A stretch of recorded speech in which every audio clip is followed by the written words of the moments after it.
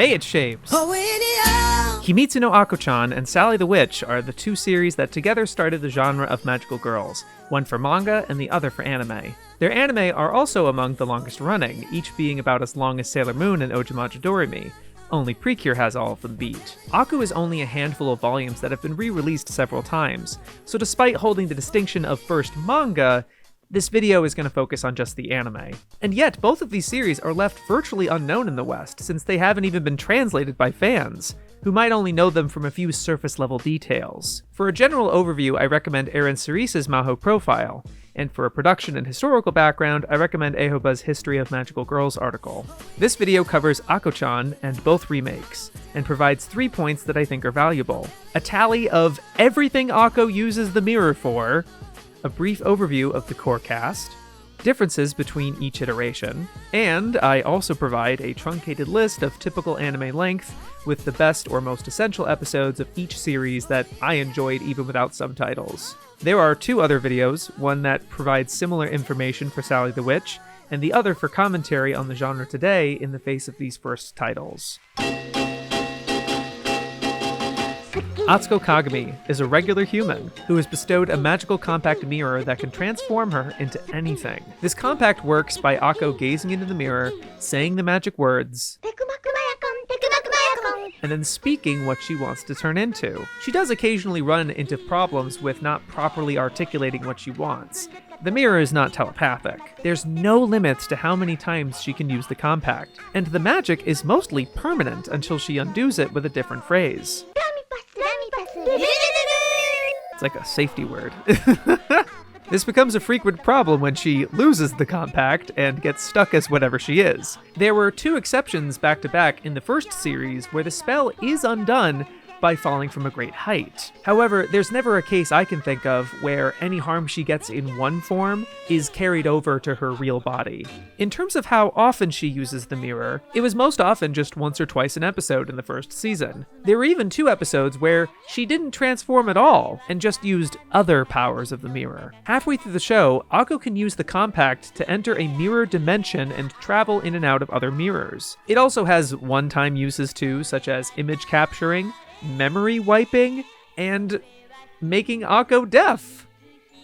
She asked it to do that, just to know what it's like. But teleporting was the most common alternate use. The 80s remake, or Akko 2, does away with all those powers, and just has Akko transform more frequently, most often 2 or 3 times, even up to 6 in one episode. They did sell the original mirror as a toy back in the day. In fact, that was one of the earliest cases of tie-in merchandise for anime. But nowadays, you don't just have the original, you also get an upgrade form. However, this was much towards the end of the show, so I couldn't parse any actual differences that weren't just cosmetic. The 90s iteration, or Akko 3, has the highest ratio of transformations per episode, with 4 episodes having her transform 6 times. And this mirror also gets an upgrade form. Halfway through, Akko can use the mirror to look through other mirrors. Since it's so straightforward to keep track of, I wrote down everything Akko transforms into.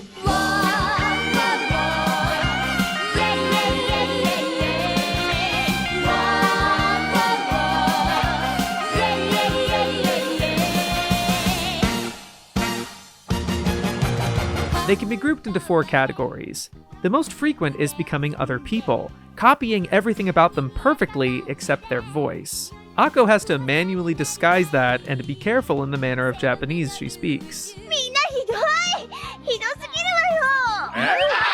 This transformation option comes with the most risk because the original person is still walking around, and it's usually done to take that person's place, impersonating them. This may be one reason why she hardly transforms into someone from her friend group. Akko gets to walk in another person's shoes, and this out-of-body inexperience is a great source of appeal. Just because Akko can copy the body perfectly doesn't mean she's inherited that person's mannerisms, memories, or skills. When she copies an idol, she isn't suddenly a good singer or dancer. And she acts notably feminine when she transforms into a man, which oddly happens more and more frequently with each remake.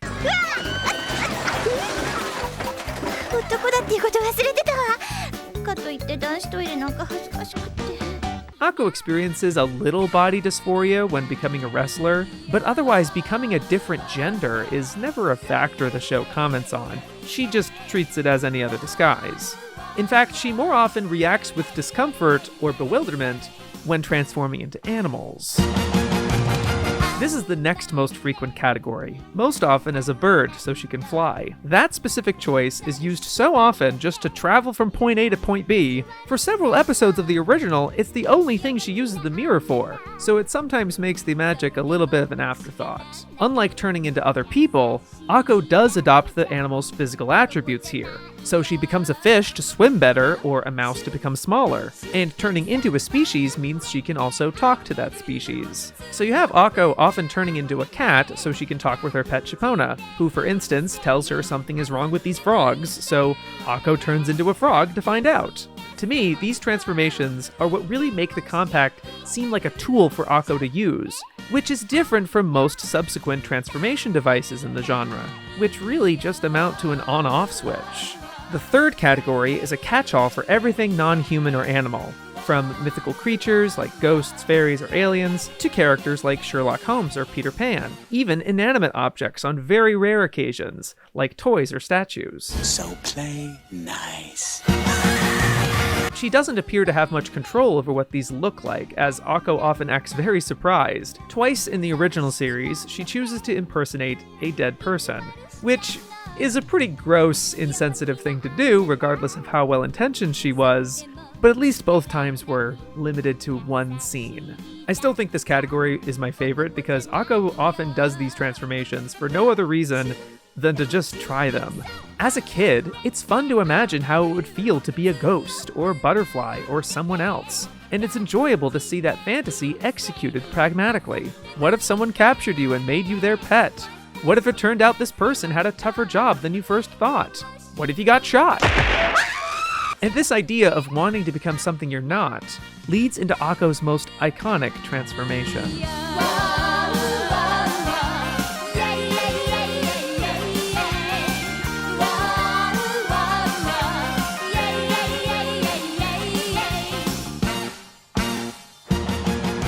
In this last category, Akko just alters her own identity. Akko has only truly aged herself up twice, and she's also used the mirror to simply change outfits. But when you put those two together, you can dabble in a bit of propaganda and become a policewoman to break stuff up. She becomes certain professions like nurse, delivery girl, lion tamer, bunny girl. Nobody recognizes her, but these are still in her own image. But again, these are still just appearances. Akko can pretend to be a snake charmer, but she's not going to suddenly be able to charm snakes. Unlike Minky Momo, who uses this exact trope, except she's automatically the best in whatever she becomes. Which I guess is its own appeal, but I don't know. I love Bridge Over Dreams, by the way. Don't get me wrong. I like me some Minky Momo. Here's why it's the most iconic. Akko doesn't just turn into something she's not. She turns into something she could be. It's different from turning into a mouse or a mermaid or your mom. This is a literal when I grow up option. Even if it's not something a viewer at home wanted to be, seeing Akko become a firefighter in order to charge into a building to help her friend escape is inspiring. The limitless potential a child has in their future is undeniable. And I think that's why this is the category that's most homaged by the likes of Minky Momo, Cutie Honey, and Sailor Moon. As I said earlier, the overly pragmatic use of the mirror can sometimes make the show very ordinary. This is a criticism mostly of the original, and that's why I'd ultimately recommend Akko 2 or even 3 more.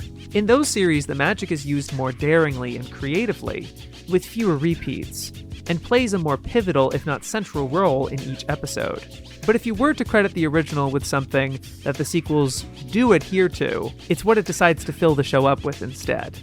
More than any magical girl anime I've ever seen, this is a real ensemble show. It's not a team like Sailor Moon or even a typical supporting cast. Instead of the Sailor Scouts, imagine Naru and Umino found their way into every episode. Akko-chan is not just about Akko. It's about Moko and her brother Kankichi, Taisho and his brother Shosho, Tora and Shipona. This is a group of active players that often find their way into every story. It's a trope of manga author Fujio Akatsuka, who wrote other manga with a core cast like Osamatsu-kun, Tensei Bakuban, and Moretsu Ataro. The show spends so much time with some of these characters, it can feel like they get more screen time than Akko. Even when you move into the remakes where Akko's parents and teachers are completely different characters, in fact, interestingly enough, there's hardly any teachers in Akko 3, this core group of kids stay very much the same. Even when you have like a 6-year-old obsessed with Rakugo in the 90s, like, oh, okay. Unfortunately, they're each very simple archetypes that don't get much dimension or surprise, and I think that's why the show still often resorts to outside guest characters for conflict. But for the few times they do give these characters something to work with, it does make for some of the best episodes of the series. Taisho is the not-so-tough bully who's often a main source of conflict with his bravado attitude and short-sighted schemes. But he does get a wonderful episode where he makes friends with a blind girl and brings her to the ocean, which she's never felt before. He's very well-meaning, but really puts her in danger. When it turns out the girl is able to get surgery to see again, he's self-conscious about his appearance.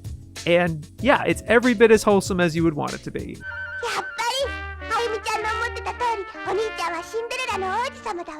There's a number of decent episodes where Moko gets into a fight with Akko. Since Akko is more of an equal to Moko in this series, I think it lends to them butting heads and having more beef than you'd expect. They're kind of catty towards each other, from what I could tell. They're still friends for the whole show, don't get me wrong, but I actually wish they were closer than you'd assume. And I really liked this episode in Akko 2 where they all had to work together after getting stranded on a desert island. That reminds me, Akko 2 features a boy from the mirror world named Kyo, although he never realizes Akko knows that, and their dynamic is barely developed.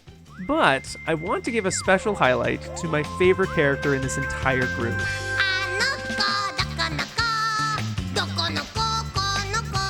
Chikako is a very iconic part of this show, much like Iyami's "Chee!" I'm pretty sure I've heard her catchphrase referenced in other anime.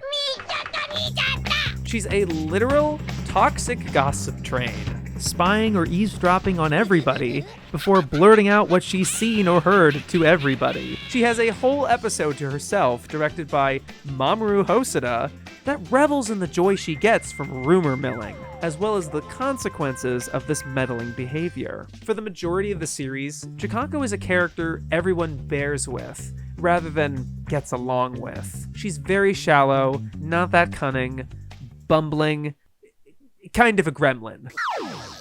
But she's still considered a part of this friend group, hardly ever treated as an antagonist. I gravitated to her more than any other character because I knew instantly what she was about, and what she could contribute to the story was always interesting to me, even though it hardly wound up that way.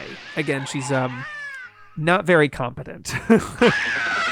In this episode, however, everyone finally tunes her out, and even accuse her of lying, making things up to get attention. And after decades of this character just shouting into the void, we finally get a scene that shows us why she acts this way.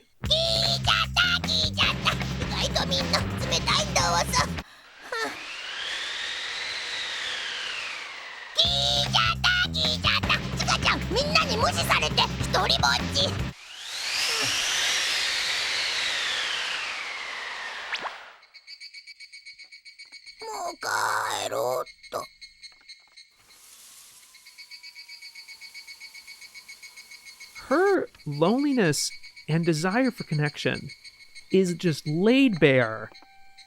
And then the episode somehow finds a way to lift her up and empower her without changing who she is. I think this is Akko 3's best quality. They always keep Chikako one step away from catching Akko in the act. They understand Chikako is the best equipped character to apply the pressure that is at the crux of Akko-chan and most magical girl anime. それはね、秘密。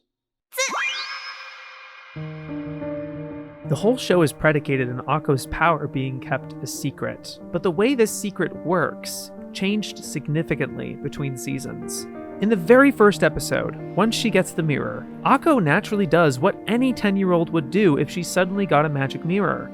She tells her mom. She's excited to show what she can do, as I think anyone would be when they get something cool or learn a new skill or make something. They want to show their power off to others, but the mirror doesn't work. It turns out the mirror only works when nobody sees her transform, the exception to this apparently being animals. This is why Akko chooses to use her power in secret, because it won't work otherwise. It's a purely pragmatic choice, and besides the typical wrongdoings of lying and impersonating somebody else, there's no consequences for her getting caught. If she were ever caught pretending to be her teacher or her mom, I think it'd be fair to face consequences from those people. Akko never tells anyone either. This makes her cat, Chipona, her only true ally in the series. A close companion who can share Akko's secret. For example, she's the only one who recognizes and can help Akko when she accidentally gets stuck as a ghost. This is where a lot of people presume animal mascots of the genre came from. But in a way, I'm glad Chipona is nothing like those characters. I like that the cat gets to be her own independent character, rather than this central character filling a very specific role in the story. And very consistently this way the whole time. What isn't consistent is the secret itself. In both Akko 2 and Akko 3, the queen of the mirror world who gifts Akko the compact makes a stipulation.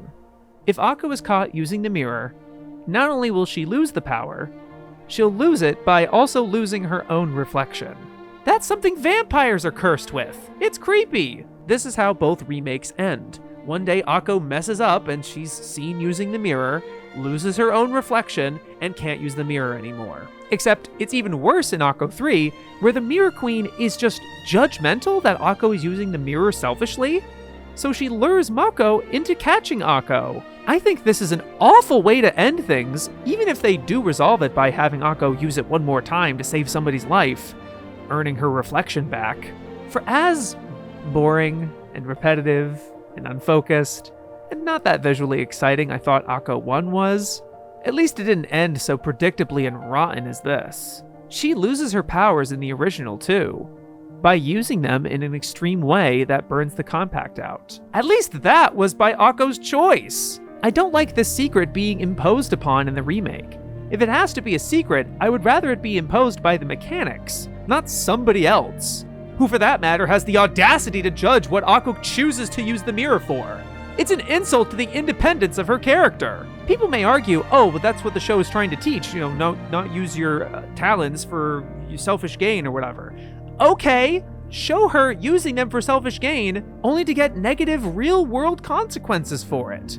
Have her learn something, don't just judge and punish her. I think the one thing that redeems the show's namesake, Himitsu no Akko-chan, is that nobody gets to tell Akko when or if to use her powers. She chooses for herself, and sometimes she uses it selfishly. That should be more than okay, presuming she's not causing harm. Like Shikako, funny enough. Akko also happens to be very nosy. What stands out as Akko's primary characteristic is her unrelenting curiosity and compassion. I don't know what she was like before getting the mirror, except that she was the kind of person who buries a broken mirror in the yard because she felt sorry for it. I love how her reaction to any situation is, maybe there's something I can do about this, with the power only she knows she has. Because it's a secret, nobody asks her to use the mirror. She just helps. That drive is what makes her the main character of this ensemble cast. Not just that she's the magical girl. Despite some disempowering choices, the series manages to make Akko an empowering character, which is what these shows are really all about. Despite being nearly 100 episodes, I could only bring myself to assemble 13 episodes to highly recommend. Though I did enjoy the majority of episodes, and I definitely think I'll enjoy more of them once they're translated. What I thought were great episodes that I have not already mentioned include that time Moko takes care of a huge dog that fights Chipona, which was very wacky and well animated. A tense but encouraging episode about a resentful girl who broke her foot. And of course a very well-known episode about Akko learning about her sister who died in childbirth. Akko 2 is probably my favorite season, mainly for its production. I love the designs, the backgrounds, and the animation is definitely at its best here. Not to mention, while I actually really like the EDs for all 3 seasons, they're all bangers, nothing beats Akko 2. The visuals are like the only thing Akko goes viral for these days. but it's for good reason. As for the episodes of that series I haven't mentioned, my favorites include a sort of remake to an original Akko episode about a horse and his boy that I thought was just a great improvement. Then there's an episode with a very unexpected setting in Africa because her dad's a TV reporter, so she travels there. It has a great drama over a race and she turns into a cheetah. It's cool. And then there's a very fun concept episode that's centered on Akko learning more about her parents when they were young, and she transforms into the younger versions of each of them. It's really cute. As for Akko 3, it's one of the earliest Digipaint anime from Toei, and by the numbers, was the series I enjoyed the least. But it makes up for that with several of the best episodes in the entire franchise, most of which, again, directed by Mamoru Hosoda, along with a self-reflective episode about Akko's proclivity for weird transformations as the crew fights over which kind of dumpling is better. Fun times! And an episode featuring a Poitrine parody and how these kind of shows appeal to boys. Or maybe just Taisho. I always wanted to watch Sailor Moon and Sally the Witch, and they were both about 200 episodes, so I thought I'd watch them together. But I chose to include Akko after realizing it was also 200 episodes. I knew how important the original was to this genre. I really liked how Akko 2 looked, and I really enjoyed those Akko 3 episodes directed by Mamoru Hosoda, which I used as part of my first convention panel at Anime Boston. But the biggest downside to watching anime without subtitles, in my experience, is that it's much easier to forget what you've watched. It just doesn't stick with you like an anime you can completely understand.